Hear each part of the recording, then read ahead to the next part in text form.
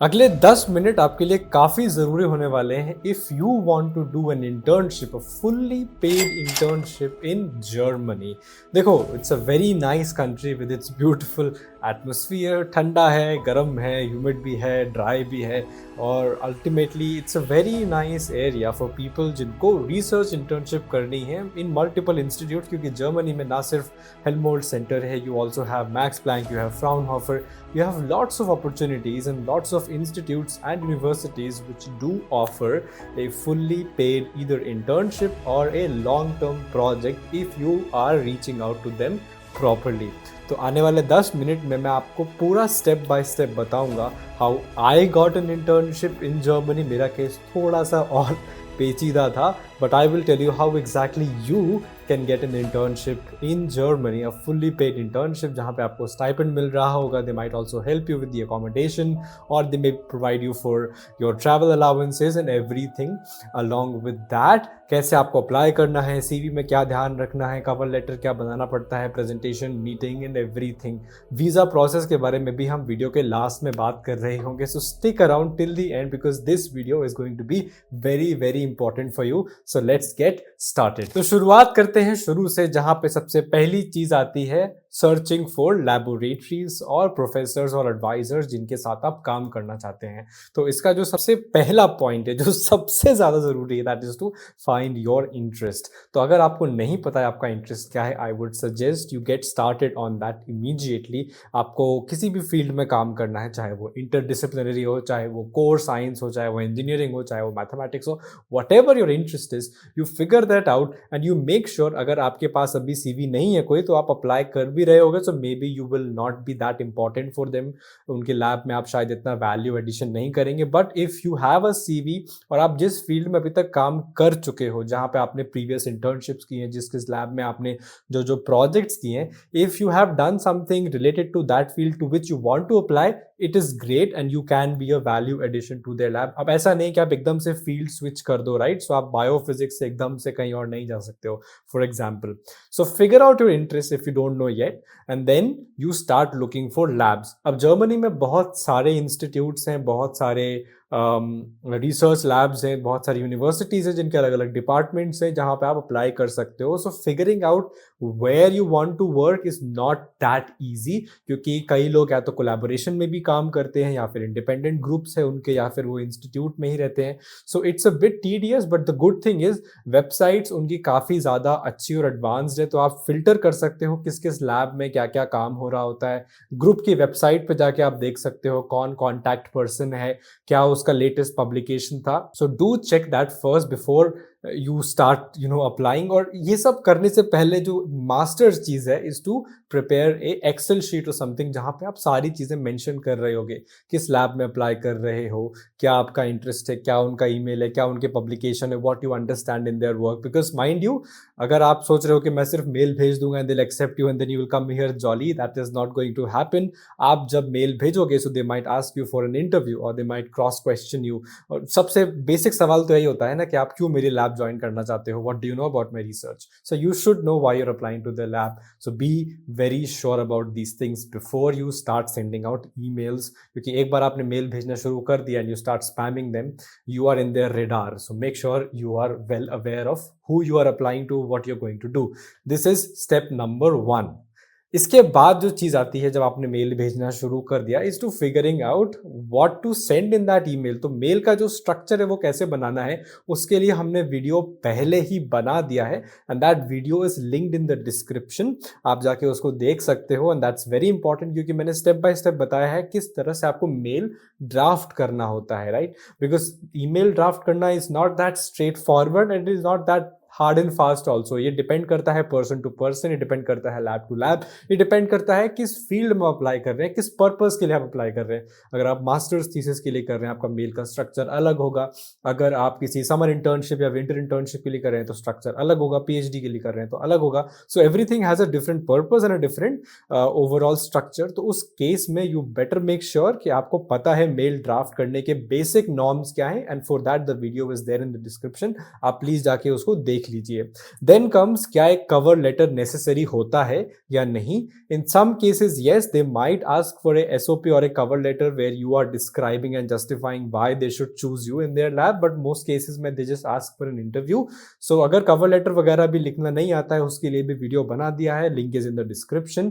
And the other, not the last and the least thing is एक CV curriculum vitae, which is again the most important thing apart from your email जिसका आप structure, subject वगैरह सब लिख रहे होगे. So in your CV essentially everything has to be well structured without spelling mistakes or basic issues. तो उसके लिए भी video is there already for you and you can watch that. उसमें मैंने बहुत डिटेल में CV की सारी चीज़ों पर बात की है. And please understand CV is the most important thing in that email. They will open that, they will see what you have mentioned, and जब आप उनके साथ इंटरव्यू में होगे, जूम मीटिंग में होगे, they will ask you questions from it probably.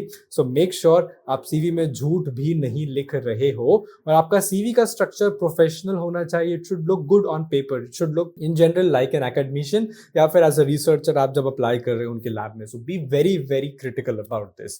तो ये तो हो गया आपका जो सॉर्टिंग से लेके ईमेलिंग तक का प्रोसेस. एक बार आपने मेल कर दिया, then comes down to the next step, which is your meeting or presentation.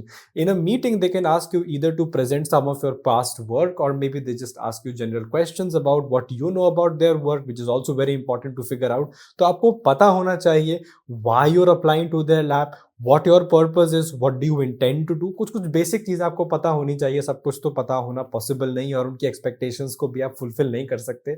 So make sure आपको ये चीज़ एटलीस्ट पता हो जब आप उनके लैब में अप्लाई कर रहे हो कि why you want to go there, what you can contribute to their lab. And ultimately जो लास्ट सवाल आता है, जो पेड शब्द है, वो जब मैं कोल्ड ईमेलिंग की बात करता हूँ, comes down to the professor's sense of whether their lab has the funding to accommodate you or not. तो आपके कोल्ड ईमेल में आप शुरू में मेंशन कर भी सकते हो, नहीं भी कर सकते हो. तो ये तो अपनी जगह पर है कि आपने कोल्ड ईमेल में मेंशन कर दिया कि मुझे फंडिंग लगेगी, which they also know in some cases कि इंटर्नशिप में भी लगती है, थीसिस में भी लगती है, पीएचडी में भी लगती है. So they will discuss that at some point either in the email itself और इन द इंटरव्यू इटसेल्फ. तो उस केस में you will figure out with them कि फंडिंग अवेलेबल है भी या नहीं. But the overall structure of this whole process has to be clear to you कि देखो प्रोसेस में फाइंडिंग द लैब से लेके सिक्योरिंग एन इंटरव्यू तक आपके मन में कुछ चीज़ें सेट होनी चाहिए. आपके पास एक स्टैंडर्डाइज्ड प्रोसेस होना चाहिए सॉर्टिंग का, प्लस आपके पास जो डॉक्यूमेंट्स हैं which is your CV, cover letter, SOP, whatever, these things should also be very clear to you. Then you talk to them about funding. मुझे आपकी लैब में फंडिंग चाहिए, क्या आप मेरा ट्रैवल अलाउंस कवर करोगे, क्या आप मुझे अकोमोडेशन में हेल्प करोगे. They might say yes, they might say no, whatever they say, that depends on the instructor. And then comes the other process, which is to apply through programs. और जो थोड़ा इतना easy नहीं, जैसे DAD हो गया, and there are other programs as well. तो DAD काफ़ी popular है. You need to have a certain criteria that you qualify, right? आपका CPI एक specific होना चाहिए, आपके पास LOR होने चाहिए, आपके पुराने सुपरवाइजर से या फिर एडवाइजर से जिसका आपने काम किया. So that comes into play when you are applying to programs. और मेरे केस में मैंने किसी भी प्रोग्राम में अप्लाई नहीं किया था, and I am still here. मैं ये नहीं बोल रहा कि प्रोग्राम से अप्लाई करने से लोग नहीं पहुंचते. It's a bit tedious process, true, it's a bit complicated process, but मुझे नहीं लगता कि दोनों प्रोसेस में कुछ भी बैलेंस्ड है. There is no 1-to-1 correspondence कि ये वाला ज़्यादा ईजी है, ये वाला कम ईजी है. It's just what ever works for you. May be आप प्रोग्राम के थ्रू अप्लाई करेंगे. मेरे केस में मैंने कोल्ड ईमेल करने के बाद प्रोग्राम में अप्लाई किया. So that's the case. आपके केस में मे बी आप पहले अप्लाई कर दो and then you reach out to the professor, whatever. In most of the cases, if you reach out to a professor directly, if they don't have the direct funding to get you in their institute or in their lab, they will ask you कि आप institute के इस program में apply करो and I will select you once you send your application and we'll get through the formal procedure. This is the most easiest case for them ताकि आपकी funding भी justify हो जाए और visa के time पे भी ये काफ़ी help करता है. Which brings us to the last point of the ultimate problem, which is the visa, जिसमें मुझे तो पर्सनली काफ़ी दिक्कत आई थी. In my case it has been a nightmare. तो मैं चाहूँगा कि वीज़ा प्रोसेस को लेके आप बहुत क्लियर हो. आप किस तरह के वीज़ा के लिए अप्लाई कर रहे हो, चाहे वो शॉर्ट टर्म है, लॉन्ग टर्म है, कौन सी कैटेगरी है वीज़ा की, सब कैटेगरी, ट्रेनिंग है, इंटर्नशिप है, research scientist, what ever the category is. आप वीज़ा प्रोसेस के लिए पहले से डॉक्यूमेंट्स इकट्ठा करना शुरू कर दो. आपको फेडरल डॉक्यूमेंट लगता है, इन्विटेशन लेटर लगता है, हेल्थ इंश्योरेंस लगता है, अकोमोडेशन के लिए आपका रिजर्वेशन होना चाहिए. Everything has to be in order from your side that you need to get from the institute. तो आप पहले से ही ये सब उनसे मांग के रख लेना before 2-3 months of your travel dates. Easily 4-5 महीने का गैप भी रख सकते हो. So start applying now if you want to go 6 months later is the basic motto you should keep in mind. So while applying, keep this in mind कि आप अभी सिर्फ एप्लीकेशन भेजने से कुछ नहीं होगा. वो एप्लीकेशन सिलेक्ट होने के बाद they will interview you, then the visa process is there and then your expenses are there. तो जर्मनी में आने के बाद भी लाइफ सस्ती नहीं है. अभी जस्ट मैं ग्रोसरी खरीद के लाया एंड मैं बेयरली बॉट समथिंग और 20 यूरो ऐसे ही खर्च हो गए हैं. So it's not cheap. आप घर से थोड़ा सा कैश लेके आइएगा अच्छा खासा, may be around 500 euro if possible. And accommodation का भी आप पहले से ही देख के रखिए. अगर आपका इंस्टीट्यूट में अकोमोडेशन प्रोवाइड किया जा रहा है आपको, then great. If not, then you have to figure out some rental place. जैसे मैं यहाँ पे एक अपार्टमेंट में रह रहा हूँ. So make sure you figure that out beforehand, क्योंकि keep in mind visa process में सब लगता है. And very very important, visa process में अपनी टिकट्स वगैरह को भी थोड़ा ध्यान से मतलब लेना. What kind of tickets you need to buy, whether it's dummy or itinerary just or maybe the confirm ticket depending on your visa category. So be very sure about these things. And if you want कि visa को लेके एक specific video आए, सो comment में बता दीजिए and that video will be ready. क्योंकि मैं पर्सनली वीज़ा को लेके बहुत स्ट्रगल किया था. And honestly I look at it now and I say, okay, it was not that complicated. I just made some silly mistakes and I would not want कि आप भी वो करें. So with this, we come to an end कि थोड़ा थोड़ा आपको idea है. This is not the hard and fast way to come to Germany or in that case to any country.